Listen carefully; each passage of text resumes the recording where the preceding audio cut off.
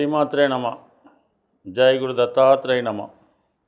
ఈ వీడియోలో మనం మేషరాశి వారికి అక్టోబర్ 1వ తారీఖు నుంచి డిసెంబర్ 31 మధ్యలో జరగబోయే త్రైమాసిక ఫలితాలు తెలుసుకునే ప్రయత్నం చేద్దాం. ప్రధానంగా మేషరాశి వారి యొక్క జాతక గోచార ఫలితాలు విశ్లేషిస్తున్నప్పుడు కుజుడిని ప్రధానంగా తీసుకోవాల్సి ఉంటుంది. ప్రస్తుతం ఈ రాశి వారికి కుజుడు సప్తమ స్థాన సంచారం వల్ల అక్టోబర్ 27వ తారీఖు వరకు కూడా ఏదైనా పని ప్రారంభించినప్పుడు ఎక్కువగా విమర్శలు వస్తూ ఉంటాయి. అలాగే మీ యొక్క సహచరులు కానీ, జీవిత భాగస్వామి కానీ, మీ వ్యాపార పార్ట్నర్స్ కానీ పెద్దగా సహకరించకుండా ఏదో విధంగా మిమ్మల్ని విమర్శించే ప్రయత్నం అది చేస్తూ ఉంటారు. అయినప్పటికీ కూడా పట్టుదలతో మీరు ఏదైతే చేద్దాం అనుకున్నారో అది ఖచ్చితంగా చేయడం జరుగుతూ ఉంటుంది.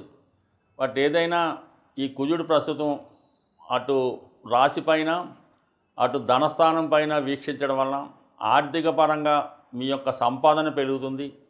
రావాల్సినటువంటి ధనం చేతికి రావడం, అలాగే కుటుంబ పరిస్థితులు కూడా చాలా వరకు కొన్ని విమర్శలు, కొన్ని అభిప్రాయ భేదాలు కుటుంబ సభ్యుల మధ్య వచ్చినప్పటికి కూడా వారిని చాలా వరకు పరిష్కరించుకునే ప్రయత్నం చేస్తారు. ఎస్పెషల్లీ స్థిరాస్తి వ్యాపారం, రియల్ ఎస్టేటు, భూములతో వ్యవహారాలు చేస్తున్న వారికి చాలా వరకు ఈ గ్రహస్థితి కలిసి వస్తుంది. వివాహ ప్రయత్నాలు మాత్రం చాలా వరకు ఈ రాబోయే 3 నెలల్లో వాయిదా వేసుకోవడం అన్నది చెప్పుకోదగ్గ సూచన. అయితే అక్టోబర్ 27న కుజుడు తన స్వక్షేత్రమైనటువంటి వృశ్చిక రాశిలో ప్రవేశించడం వల్ల మేషరాశి వారికి అష్టమ స్థానంలో వచ్చే కుజుడు ఒక విధంగా ఆకస్మికంగా ఏదైనా ధనలాభం కానీ, ఒక శుభవార్త వినడం కానీ జరిగే అవకాశం ఉంది. భూముల మీద స్థిరాస్తులపైన ఏమైనా సమస్యలు ఉంటే అవి చాలా వరకు పరిష్కారం అయ్యే అవకాశం ఉన్నది.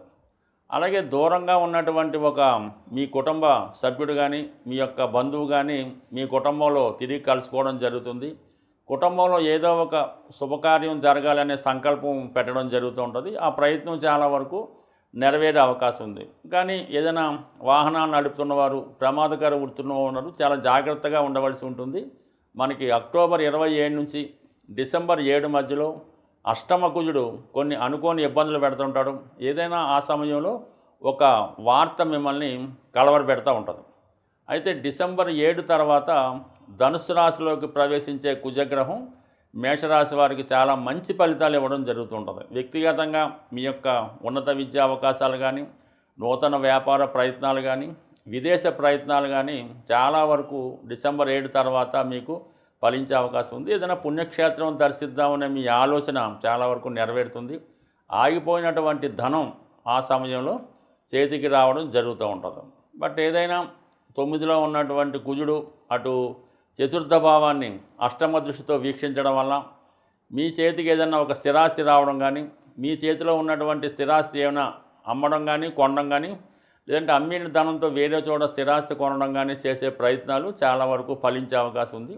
అంటే మొత్తం మీద ఈ మేషరాశి వారికి కుజుని యొక్క బలం డిసెంబర్ 7 తర్వాత చాలా వరకు పెరుగుతుంది. అక్కడ నుంచి కంటిన్యూగా 9, 10, 11 స్థానాల్లో ప్రయాణించినప్పుడు ఓవరాల్గా మేషరాశి వారి యొక్క ఫలితాలు అద్భుతంగా ఉంటాయి. చేపట్టిన ప్రయత్నాలు విజయం అవుతూ ఉంటాయి. దాని గురించి ఇంకొక వీడియోలో తెలుసుకుందాం. మరి అలాగే గురువు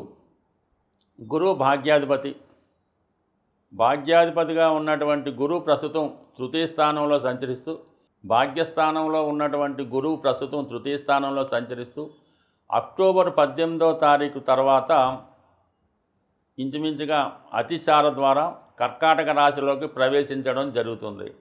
అంటే ఇంచుమించుగా మనకి అక్టోబర్ 18 నుంచి కుజుడు చతుర్థ స్థానంలో ఉచ్చ స్థానంలోకి రావడంతో ఇంచుమించుగా భాగ్యాధిపతి 4లోకి రావడం వల్ల ఏంటంటే విదేశ ప్రయత్నాలు ఫలిస్తాయి. విద్యార్థులకు ఎక్కువగా మంచి అవకాశాలు, వారికి ఉపాధి అవకాశాలు కూడా పెరగడం జరుగుతూ ఉంటుంది. అంటే ఒక విధంగా తండ్రి గారి ద్వారా కానీ, గురువుల ద్వారా కానీ ఏదో ఒక మీకు ఒక బహుమతి లాంటిది లభిస్తూ ఉంటుంది. ఒక స్థిరాస్తి లాంటిది మీ పెద్దవాళ్ళ ద్వారా మీకు లభించవచ్చు.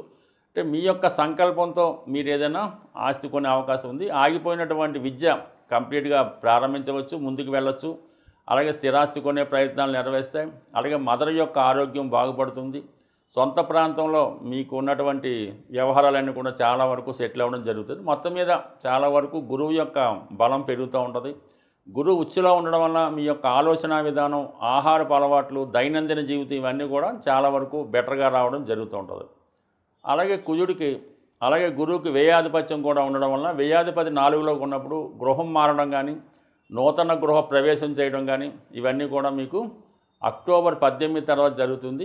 అదే గురువు నవంబరు 12 తర్వాత చతుర్థ స్థానంలో వక్రగమనం చెందుతున్నాడు. ఇది ఒక విధంగా నవంబర్ 12 తర్వాత ఈ మేషరాశి వారికి చాలా మంచి రోజులు ప్రారంభం అవడం జరుగుతుంటుంది. అంటే గతంలో మీరు ఏదైనా ఒక ఉద్యోగం కొరకో, ఒక వివాహ ప్రయత్నం కొరకో ప్రయత్నం చేసి ఉంటే తిరిగి మళ్ళీ మీరు నవంబర్ తర్వాత అటువంటి ప్రయత్నం చేయడం వల్ల మీ యొక్క ప్రయత్నం ఖచ్చితంగా నెరవేరుతుంది.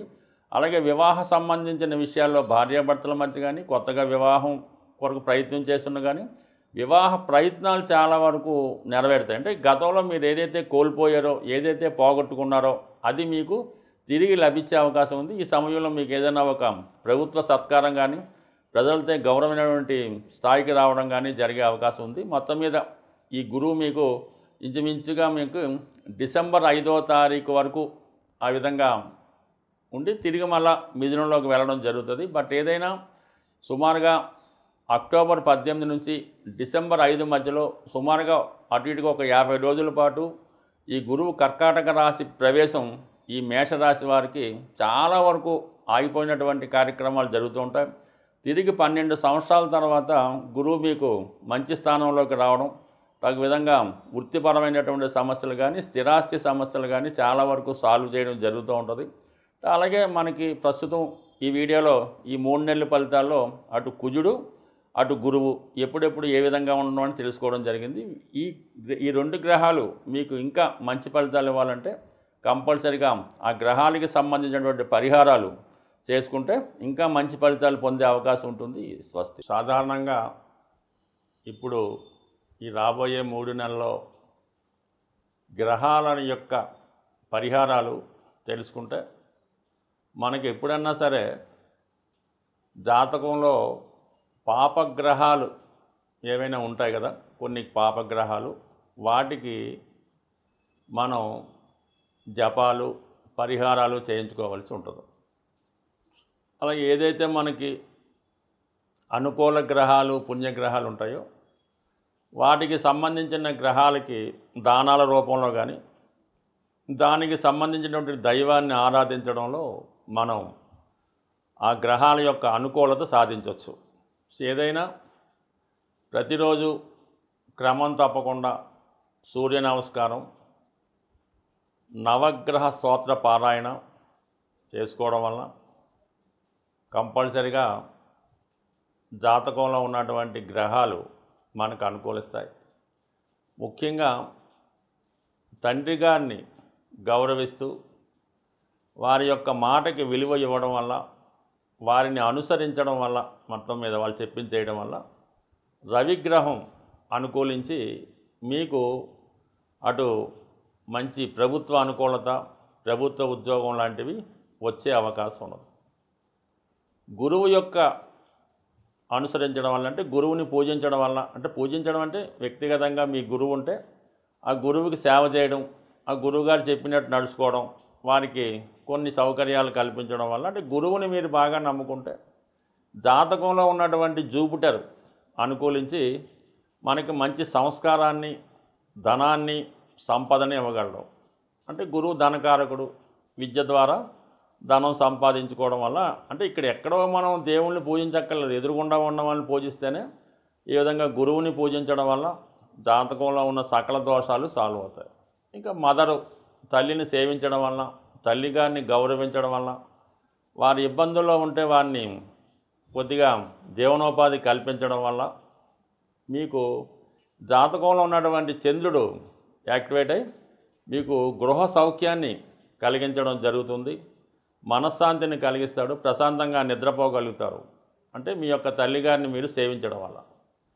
ఇక శుక్రుడు అంటే మీ జీవితంలో మీ భార్యని గౌరవించడం వల్ల, వారిని మర్యాదగా చూడటం వల్ల, లేదంటే మీ పెద్ద కుమార్తె, మీ ఆడపిల్లల్ని, మీకు పుట్టినటువంటి ఆడపిల్లల్ని గౌరవంగా చూడడం వల్ల వాళ్ళకి సదుపాయాలు కల్పించడం, మీ సిస్టర్స్ వీళ్ళంతా కూడా శుక్రుని యొక్క కారకత్వాలు, వాళ్ళకి గౌరవప్రదంగా చూస్తూ వాళ్ళకి ఇవ్వవలసిన కానుకలు కానీ సాంప్రదాయంగా ఇవ్వాల్సింది కానీ ఇవ్వడం, సాధారణంగా స్త్రీధనం తీసుకోవడం కానీ, స్త్రీలకు ఇవ్వాల్సినటువంటి వాటా మన సాంప్రదాయ ప్రకారం గతంలో కేవలం మగపిల్లలకే వాటా ఉండేది, స్త్రీలకు ఏదో ఇచ్చి పంపిస్తుండేవారు. కానీ ఇప్పుడు సమాజం ప్రకారం వాళ్ళకి ఏమైనా వాటా ఇవ్వాల్సి ఉంటే ఖచ్చితంగా మీరు వాళ్ళకి ఇవ్వాల్సింది వాళ్ళకి ఇచ్చేసేయండి. భగవంతుడు మీకు ఇవ్వాల్సింది మీకు ఇవ్వడం జరుగుతూ ఉంటుంది. ముఖ్యంగా స్త్రీధనం మీరు ఉపయోగించుకున్నా, దాన్ని మీరు సొంతం చేసుకున్నా కంపల్సరీగా ఇబ్బందులు ఎదురుతూ ఉంటాయి. ముందు అలవంటిది ఏమన్నా ఉంటే మీరు మీ చెల్లెలకో మీ అక్కగారికో ఇవ్వాల్సింది ఏమన్నా ఉంటే కట్నం రూపంలో అవ్వచ్చు, కానుకల రూపంలో అవ్వచ్చు, కంపల్సరీగా ఇవ్వండి. మీకు శుక్రుడు అనుకూలించి విశేషమైనటువంటి ఐశ్వర్యాన్ని ఇవ్వడం జరుగుతూ ఉంటుంది. అలాగే కుజుడు సహకరించాలంటే మీ తోడబుట్టిన వాళ్ళు, అంటే మీ తమ్ముడిని చదివించడమో, వాడిని మంచి మార్గంలో పెట్టడమో, వాడు ఏమైనా ఇబ్బందుల్లో ఉంటే వాడిని సరైన మార్గంలో పెట్టడం వల్ల కుజుడు యాక్టివేట్ అవ్వడం వల్ల మీకు భూములు స్థిరాస్తులు కలిసి వస్తాయి, మానసిక ధైర్యం కలుగుతుంది, మంచి సంతానం కలిగే అవకాశం అది ఉంటుంది. సో అలాగే మరి బుధుడు మరి మీ యొక్క చిన్న చెల్లెలు కానీ, అలాగే మీ చిన్న కుమార్తె కానీ దానికి బుధుడు కారకత్వం వహిస్తూ ఉంటారు. ఈ విధంగా మీ కుటుంబంలో ఉన్నటువంటి ప్రతి సభ్యులు కూడా మీ యొక్క ఈ గ్రహాల యొక్క ఫలితాన్ని ఇస్తారు. ముఖ్యంగా రాహువు కేతువు మీ తండ్రి గారిని సేవించడం వల్ల, తాతగారిని సేవిస్తే రాహు, తల్లిగారి యొక్క తండ్రి గారిని సేవిస్తే కేతువు మీకు మంచి ఫలితాన్ని ఇవ్వడం జరుగుతూ ఉంటుంది. మీరు ఎక్కడికో వెళ్లకుండా మీ ఇంట్లో ఉన్న వాళ్ళకి సేవ చేసుకుంటూ, ముఖ్యంగా వృద్ధులకి చిద్దుగా సేవ చేసి, సేవ ఏమక్కర్లేదు, వాళ్ళు ఒకసారి పలకరించి వాళ్ళకి ఏమైనా కావాలో అడిగి కావాలని మందులే తెచ్చి పెడితే వాళ్ళ డబ్బులతో అనుకోండి, కంపల్సరీగా శని భగవానుడు సహకరించి మీ యొక్క జీవన విధానానికి మంచి మార్గం చూపడం జరుగుతుంది. ప్రస్తుతం దీన్ని మించిన రెమెడీ అయితే ఏది ఉండదు. మీరు వేల లక్షల కోట్లు ఖర్చు పెట్టడం కన్నా మీ ఇంట్లో ఉన్న వాళ్ళని ముందు జాగ్రత్తగా చూస్తే మంచిది. నా దగ్గరికి వచ్చినటువంటి ఇప్పటిదాకా నేను చూసినటువంటి సుమారు అనేక వేల జాతకాలు, ఒక 70-80 వేల జాతకాల్లో సుమారుగా వాళ్ళ యొక్క తల్లిదండ్రుల్ని ఏ ఆశ్రమంలోనో అక్కడెక్కడో పెడతారు.